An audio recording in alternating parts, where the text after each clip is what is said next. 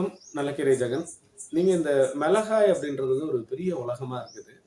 மிளகாயோட வரலாற்ற நம்ம தெரிஞ்சுக்கலாம். மிளகான்றது வந்து ட்ரெடிஷனலா நம்மள்து அப்படின்னு கேட்டீங்கன்னா, நிச்சயமா கிடையாது. அது வந்து ஒரு மெக்சிகன்ல, சிலின்ற ஒரு கண்ட்ரில இருந்து வந்ததா சொல்றாங்க.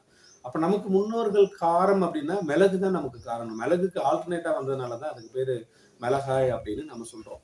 இப்போ உதாரணத்துக்கு ஔவையார் வந்து வழுதுனங்காயும், வரகரிசி வேணும்னு அதியமான் கிட்ட கேட்டாங்களாம். வழுதுனங்காய்ன்றது கத்திரிக்காய், வரகரிசி. அப்போ வழுதுனங்காய், வரகரிசி இருந்ததுன்றது பல நூற்றாண்டுகளுக்கு முன்னாடி இருந்ததுக்கு ஒரு வரலாற்று சான்று இருக்கு. ஆனா மிளகாய்க்கு ஒரு வரலாற்று சான்று இருக்கான்னு கேட்டீங்கன்னா, கிடையாது. ஆனா இன்னைக்கு உலகத்திலேயே அதிகமா மிளகாய உற்பத்தி பண்றது இந்தியா. உலகத்திலேயே அதிகமா மிளகாய கன்சியூம் பண்றது இந்தியா. உலகத்துல அதிகமா மிளகாய ஏற்றுமதி பண்றதுன்றது வந்து இந்தியா அப்படின்னு சொல்றாங்க.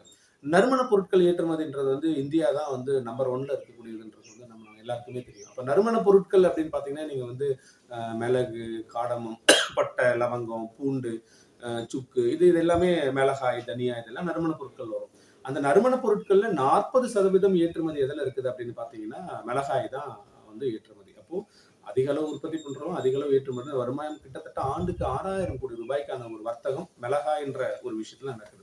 என்னுடைய உற்பத்தி எடுத்துக்கிட்டீங்க அப்படின்னா, 70% என்னுடைய உற்பத்தி எங்கிருந்து வருதுன்னா, ஆந்திராவில இருந்தும், தெலுங்கானாவில இருந்தும் தான் 70% உற்பத்தி வந்து வருது. இன்னைக்கு ஆந்திராவில பயன்படுத்தக்கூடிய உயிர்க்கொல்லி விஷங்கள், அதுல அந்த மிளகாயில இருக்கக்கூடிய உயிர்க்கொல்லி விஷங்களுடைய தன்மை மிக டேஞ்சரஸா நமக்கு இருக்குது. ஸோ தமிழ்நாடு வந்து இப்ப ஒரு 5,00,000 6,00,000 ஏக்கர் ஆண்டுக்கு உற்பத்தி பண்றவங்க 70% மிளகாய உற்பத்தி புரொடக்ஷன் அவங்க குடுக்குறாங்க. ஆனா தமிழ்நாட்டுல நம்ம 1,00,000 ஏக்கருக்கு மிளகாய் உற்பத்தி பண்றோம். நம்முடைய கான்ட்ரிபியூஷன் 1% கூட கிடையாது. இப்ப ப்ரொபோசலா பார்த்தீங்கன்னா, 5,00,000 பண்றவங்க 70%ன்னா 1,00,000 பண்றவங்க ஒரு 15%க்கு மேலாச்சும் நம்ம கான்ட்ரிபியூஷன் ஆனா நாட் ஈவன் 1% இருக்கும். காரணம் என்னன்னா, அவன் 3,500 கிலோ ஒரு ஏக்கருக்கு உற்பத்தி எடுக்கிறான். நம்ம 300 கிலோ, 500 கிலோ உற்பத்தி எடுக்கிறதுக்கே தடுமாறிட்டு இருக்கோம்.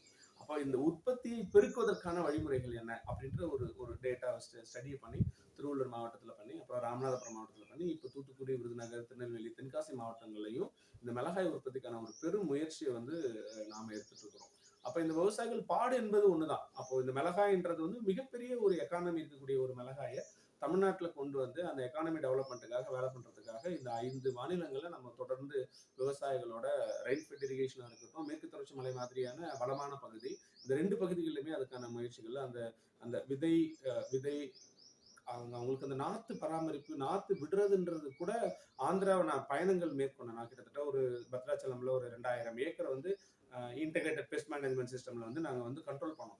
அந்த அனுபவத்த தாண்டி இங்க வந்து பார்க்கும்போது பார்த்தீங்கன்னா, நம்ம பாடுபடுறோம், கஷ்டப்படுறோம் இல்லன்னு சொல்லல. ஆனா சின்ன சின்ன மாற்றங்கள் அந்த நாத்தை எப்படி பராமரிக்கணும், நாத்தை எப்படி டிரான்ஸ்பிளான்ட் பண்ணணுன்றது கூட தெரியாத அளவுல நாம இருக்கோம். ஸோ அத கொஞ்சம் கொஞ்சமா மாற்றத்துக்கான ஒரு முயற்சி எடுத்து, இந்த மிளகாய்க்கான ஒரு எக்கானமிய திரும்ப தமிழ்நாட்டுல ஒரு பெரிய லெவல்ல கொண்டு வரணும் அப்படின்ற ஒரு முயற்சியை நாம் எடுத்திருக்கோம். நிச்சயமா இந்த முயற்சி வந்து இன்னும் 1, 2 ஆண்டுகள்ல வந்து மிகப்பெரிய மாற்றத்தையும், தாக்கத்தையும் உண்டு பண்ண நம்புறோம். நன்றி.